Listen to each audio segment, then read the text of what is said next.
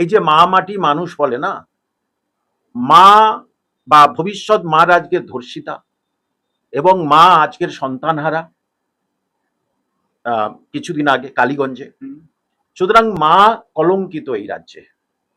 মাটি, এই মাটি রক্তাক্ত হয়ে, সোনার মাটি, সোনার বাংলার যে সোনার মাটি সেটা কিন্তু রক্তাক্ত হয়ে আছে এবং সেখানে দুর্নীতির বীজ বপন হচ্ছে। মা মাটি আর মানুষ, মানুষ তো শান্তিতে নেই। মানে শিক্ষিত, অর্ধশিক্ষিত কেউ শান্তিতে নেই।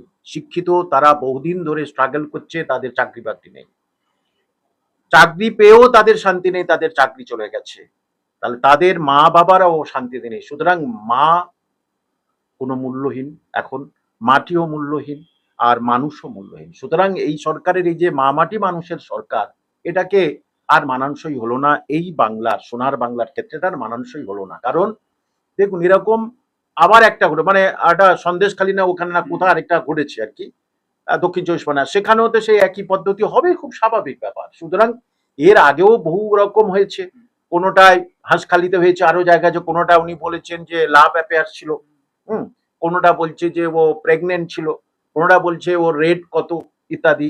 সুতরাং এটাও ঠিক আছে, ওখানেও তো টাকা নিয়ে গেছিল আরজি করে, সেটা হলো না। এখানেও দেখবেন এইরকম ভাবে, এটা এই কদিন আছে মাত্র, হ্যাঁ, এখানে কিছু হবে না।